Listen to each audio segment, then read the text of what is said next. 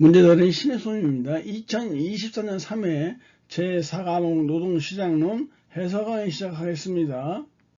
61번 다음 중 노동조합의 조직력을 가장 강화시킬 수 있는 샵 제도를 했는데 1번의 클로즈드 샵이 정답이에요. 왜냐하면 클로즈드 샵은요, 노동조합에 가입한 노동자만을 기업에서 사용할 수 있거든요. 그만큼 노동조합의 입김이 굉장히 강하다고 볼 수 있고요. 노동조합이 강력하다 보니까 노동조합 확대에도 아주 유리할 것이에요. 이 클로즈드 샵에 반대되는 개념이 바로 오픈샵이에요. 해설 내용도 참고해 보시면서 에이전시 샵이나 오픈샵, 메인테너스 샵을 한번 참고해 보시기 바래요. 60번 다음 중 생산성을 향상시키는 요인과 가장 거리가 먼 거, 노동조합의 조합원수를 증가시킨다고 해서 생산성이 향상되는 건 아니잖아요. 너무 당연한 거고요. 1번이 그래서 틀렸어요. 63번에 생산성 임금제를 따를 때요, 실질 생산성 증가율이 5%, 그리고 물가 상승률이 2%라고 한다면 명목 임금의 인상분은 얼마냐? 명목 임금의 인상분은요, 실질 생산성 증가율 플러스 물가 상승률이니까 5% 플러스 2% 7%가 이렇게 답이 돼요. 깔끔하죠? 간단히 공식만 알고 있으면 되는 거예요. 63번 다음 중 최저임금제 도입의 직접적인 목적과 가장 거리가 먼 것은, 최저임금제의 가장 큰 부정적 효과는요, 고용이 감소되고 실업이 증가한다는 데 있어요. 그래서 1번이 바로 틀린 내용이에요. 2023년도 최저임금인데 이걸 2025년도로 고쳐놓고요, 바꿔놓을 필요가 있죠. 2025년도 여러분들이 시험 볼 때는 2025년도께 나오는 거예요. 2025년도 최저임금은 전년 대비 1.7% 인상된 1030원이다. 언제 나와도 이상하지 않으니까 잘 챙겨두기 바래요. 1.7% 전년 대비 1.7% 인상된 1030원이다. 그 다음에 그 밑에 최저임금제의 긍정적 효과가 있거든요. 그래서 우리가 6개 정도, 흔히 전문제 나오면 5개만 나왔었어요. 넉넉하게 6개 외우는 것이죠. 소득 분배 개선, 두 번째 노동력의 질적 향상, 세 번째 공정 경쟁의 확보, 네 번째 경기 활성화의 기여, 다섯 번째 기업의 근대화 및 산업구조 고도화의 촉진, 여섯 번째 산업평화의 유지, 일곱 번째 있네요. 복지국가의 실현. 이 중에서 6가지만 외우고 시험장에 가시면 되겠어요. 그래서 우리가 외울 때 두문으로 손오공은 어디 살까요? 경기산, 이렇게 외웠다는 얘기예요. 65번이요. A국의 생산 가능 인구는 500만 명이고요. 취업자 수는 285만 명. 실업률이 5%일 때 A국의 경제활동 참가율이 얼마냐 했는데, 계산 문제는 이렇게 뭐뭐일 때 조건이라고 해요. 이 조건과 문제로 이렇게 구성되어 있어요. 그래서 먼저 내가 구하려고 하는 문제가 무엇인지 이걸 파악하는 게 중요해요. 그래야지만 문제 풀 때 길을 잃지 않고 제대로 풀어갈 수 있다는 것이에요. 경제활동 참가율을 구하는 것이니까 경제활동 참가율을 구하는 공식을 알아두실 필요가 있죠. 경제활동 참가율의 공식은요, 생산 가능 인구수 분의 경제활동 인구수예요. 경제활동 인구수 곱하기 100이란 말이에요. 이렇게 경제활동 참가율 쉽게 구할 수 있는데, 문제는 경제활동 인구수가 주어질 때는 그냥 이렇게 놓고 여기다 집어넣으면 되는데, 경제활동 인구수가 주어지지 않고 취업자 수가 주어진다, 또는 실업자 수가 주어진다 할 경우에는 경제활동 인구는 곧 취업자 수 플러스 실업자 수니까 이걸 같이 활용해서 구할 수 있어야 돼요. 일단 생산 가능 인구수가 500만 명이라고 주어져 있어요. 경제활동 인구수 주어져 있지 않고 취업자 수가 주어져 있으니까 취업자 수 285만 명에다가 실업자 수 모르니까 실업자 수만 X로 놓고 이렇게 곱하기 100 하면 바로 경제활동 참가율이 나오는 것인데, 실업자 수 X를 구하기 위해서 조건을 활용해야 돼요. 실업률이 5%라고 쓰니까 실업률 구하는 공식을 이렇게 확인해 보면요. 실업률은 어떻게 구했을까요? 실업률은 바로 경제활동 인구수분의 실업자 수예요. 경제활동 인구수분의 실업자 수인데, 경제활동 인구수 주어져 있지 않았으니까 경제활동 인구수를 취업자 수 플러스 실업자 수, 그 다음에 실업자 수 곱하기 100 이렇게 고쳐도 상관이 없잖아요. 취업자 수 주어져 있죠? 285만 명이라고 주어져 있어요. 실업자 수 몰라서 우리가 X로 놨고요. 여기도 X네요. 곱하기 100 이렇게 하면 되죠. 이거 전개하면 X가 구해지겠죠. 즉 285만 플러스 X가 좌변에 가서 곱하는 거예요. 그러면 5 곱하기 285만 명 플러스 X 이렇게 되고요. X 이렇게 되고, 얘는 여기 분자 X 곱하면 100X 이렇게 되겠죠. 산수예요. 계산하면 X가 이렇게 딱 나와요. X가 실업자 수인데 실업자 수가 15만 명이라고 주어지게 된단 말이에요. 그러면 여기다가 15만 명 넣고 500만 플러스 300만 곱하기 100 하면 60% 이렇게 딱 4번으로 답이 나오게 될 거예요. 66번. 노동 공급의 탄력성 결정 요인이 아닌 것은 1, 2, 3번은 모두가 노동 공급에 관한 것이기 때문에 맞는 내용인데, 지금 4번에 있는 거 다른 생산 요소로의 노동의 대체 가능성 이렇게 나와 있는데요. 다른 생산 요소, 노동 말고 대표적인 다른 생산 요소 하면 우리가 자본을 둘 수 있어요. 예를 들어서 자본이 노동을 대체할 수 있는 가능성이 높다 이렇게 되어 있다면은 노동 대신 자본으로 대체가 가능하잖아. 이러면 이때는 노동 공급이 아니라 노동 수요에 관한 것이 되니까 노동 수요의 탄력성 결정 요인이 되는 것이에요. 즉 4번에 다른 생산 요소로의 노동의 대체 가능성은 노동 공급의 탄력성 결정 요인이 아니라 노동 수요의 탄력성 결정 요인이 된다. 그래서 4번이 틀린 것이죠. 67번.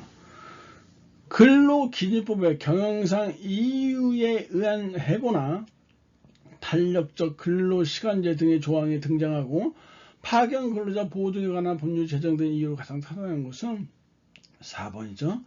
불확실한 시장 상황에 대해서 기업이 신속하게 대응할 수 있도록 하기 위함이다. 그래서 4번이 답이에요. 68번. 직업이나 직종의 여하를 불문하고 동일 산업에 종사하는 노동자가 조직하는 노동조합의 형태는 동일 산업이라고 했으니까 산업별 노동조합일 것이에요.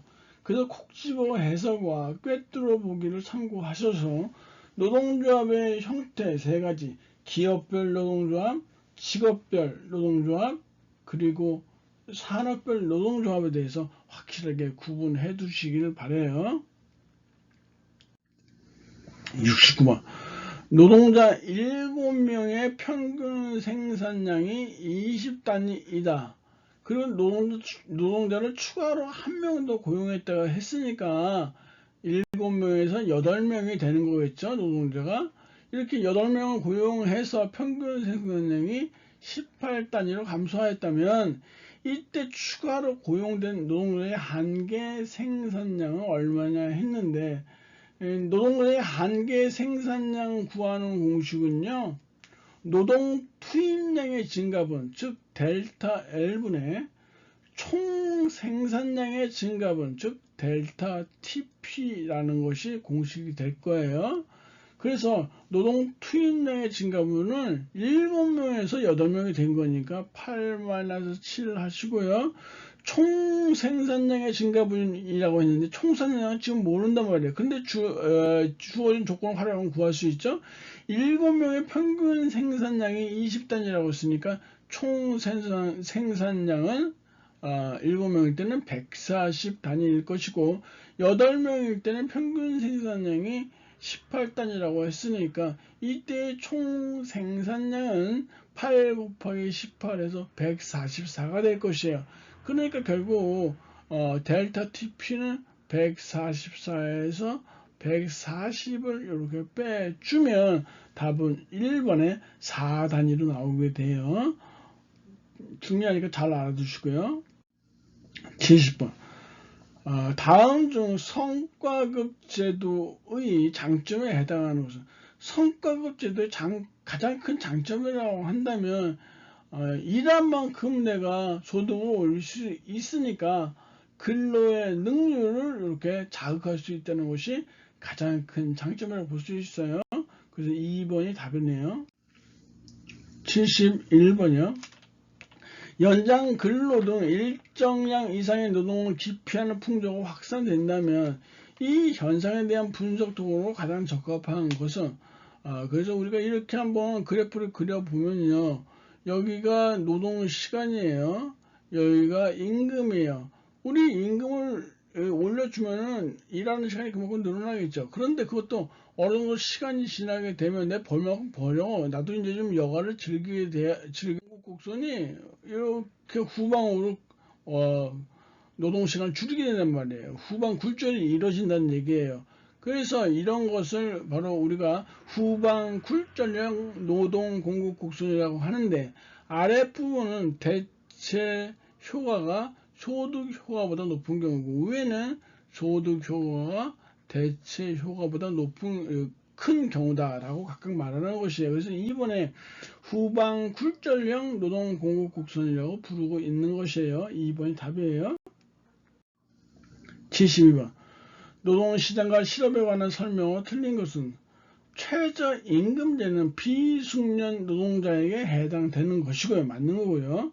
이번에 해고자, 취업자자, 구직포기자는 실업자에 포함된다 했는데 2번이 틀렸네요. 이 해고자는요.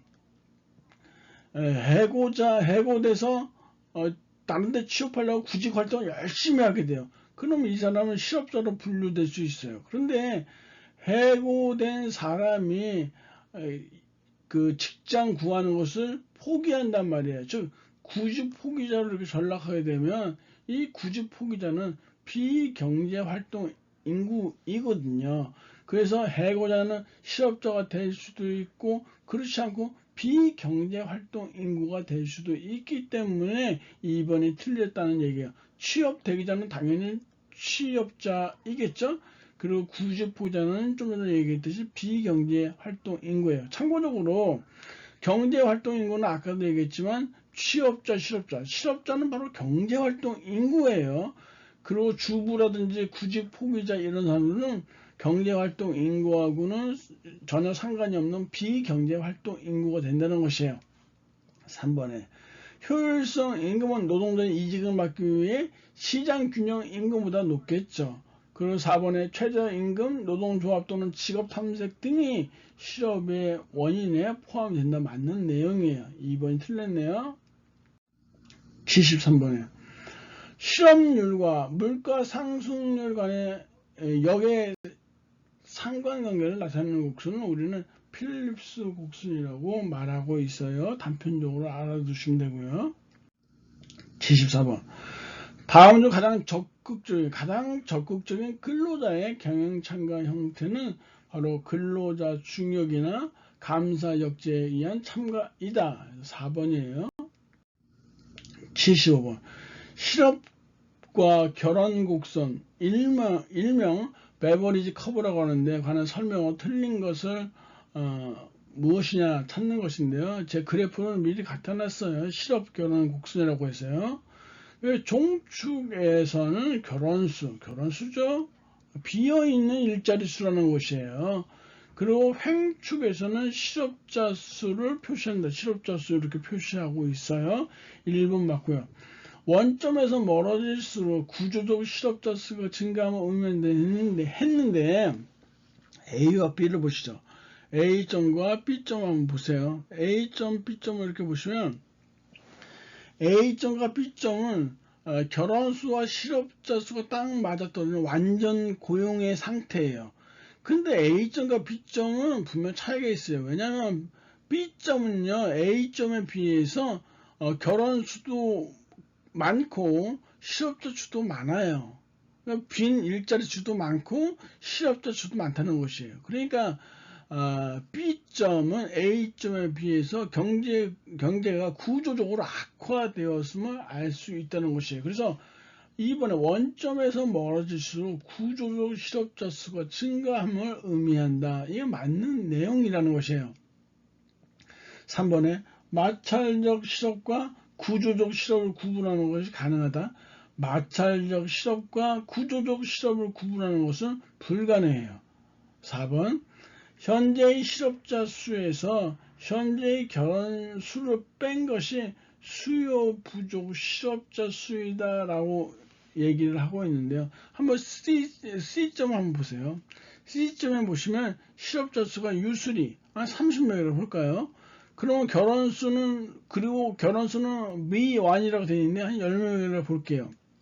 그러면 실업자 수는 30명인데 결혼수 그 회사에 남아있는 일자리 수는 10자리가 남아있다는 얘기예요.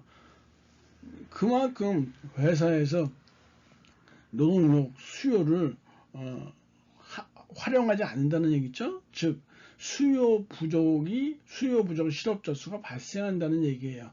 그래서 3번이 틀린 내용이다. 76번 다음은 힉스의 교선 모형에 대한 설명을 틀린 거 A2 곡선은요 사용자 A2요 A2 곡선은 사용자의 양부 곡선이다. 맞는 것이죠. BU요 이거 BU 곡선은 노동조합의 저항 곡선이다. 맞는 내용들이에요. 3번에 A는 노동조합이 없거나 노동조합이 없을 때는 이 사용자가 돈을 이렇게 조금 주려고 했겠죠. 이렇게. 근데 계속 파업하다 점점 늘려가는 것이에요. 반면에 노동조합은 처음에 엄청 높은 임금을 요구했다가 시간이 길수록 이렇게 낮춰주는 것이란 말이에요. 이해하시죠? 그래프? 4번 보시면 노동조합이 WO보다 즉 여기요 보다 더 높은 임금을 요구하면 노동조합이 아니에요. 만약에 노동조합이 WO보다 더 낮은 임금을 요구하면 그래 뒤에 내용과 매치가 된다는 것이에요. W보다 더 낮은 임금을 요구할 때 사용자는 쉽게 수락하겠죠. 당연히 땡큐 하겠죠. 하지만 그때는 노동조합 내부에서 교섭 대표자들과 일반 조합원 간의 마찰이 불가피하다. 이렇게 되겠죠. 왜냐면 야 니네 자식들 어영노조 아니야? 왜 임금을 그렇게 낮게 불러? 이런 마찰이 생긴다는 얘기예요. 4번이 이렇게 답이 되겠죠. 77번 다음 중 구조적 실업에 대한 대책과 거리가 먼 곳은 일본의 경기 활성화는 바로 이 구조적 실업에 대한 것이 아니라 경기적 실업에 대한 대책이에요. 나머지 2번, 3번, 4번 구조적 실업에 대한 대책이에요. 이 구조적 실업은 무엇이고 구조적 실업 원인은 무엇이고 구조적 실업의 대책은 무엇인지 철저하게 파악해 줄 필요가 있고요. 2차 실기에도 여러 차례 나온 바 있어요. 78번 노동 공급 곡선이 그림과 같을 때 임금이 WO 이상으로 이렇게 이상으로 상승하는 게 바로 이 점을 얘기하는 것이죠. 아까 했던 거 후반 굴절이요. 이때는 바로 소득 효과가 대체 효과를 압도하는 경우가 나타난다고 했었어요. 아랫부분은 대체 효과가 소득 효과보다 클 때, 위에 부분은 소득 효과가 대체 효과보다 클 때 구분해서 한쪽만 외워두셔도 되고요. 79번 효율 임금 정책이 높은 생산성을 가져오는 원인에 관한 설명으로 틀린 것은, 이거 굉장히 중요해요. 2번이 일단 틀리는데 2차 실기에 나왔던 것인데요. 틀린 것부터 볼까요? 고임금 지불 기업은 어떤 예를 들어서 삼성이나 이런 기업 보세요. 그렇지 않은 기업에 비해서 신규 노동자의 훈련에 많은 비용을 지출한다 했는데 아니죠. 이렇게 좋은 높은 임금을 주고 좋은 복지가 갖춰져 있는 회사에서 회사원들은 오래 다니고 싶을 거예요. 잘 안 나가겠죠, 노동자들은. 그러니까 노동자들을 새로 교육할 필요가 없겠죠. 그래서 많은 비용이 아니라 적은 비용을 지출하는 것이에요. 자꾸 신입사원들이 일어날 때 훈련에 많은 비용을 지출하게 되는 것이죠. 그래서 1번, 3번, 4번 한 번씩 읽어보시면 충분히 이해하실 수 있을 거예요. 80번. 노동조합으로 인해서 비노조 부문의 임금이 하락하고 있다면 이는 어떤 경우인가 했는데 1번에 이전 효과예요. 이전 효과는 우리가 전에 했던 거 해고 효과 또는 파급 효과라고 한단 말이에요. 즉, 이 노동조합이 임금 인상을 요구하게 되면 기업체는 직원을 줄이려고 하겠죠. 그러면 이 노동조합이 조직된 조직 부분에서 잘린 근로자들이 어디로 가요? 노동조합이 조직되지 않은 비조직 부문으로 옮겨가게 된단 말이에요. 그럼 비노조 부문의 노동력 공급이 증가하게 되겠죠. 그로 인해서 비노조 부문의 비조직 부문의 임금이 하락한다라는 것이에요. 그래서 1번 답이고요. 위협 효과는 비조직 부문, 즉 노동조합 조직되어 있지 않은 비조직 부문의 고용주가 자기네 회사도 노동조합이 조직될까봐 쫄아서 미리 월급을 올려주는 경우가 위협 효과라고 했었어요.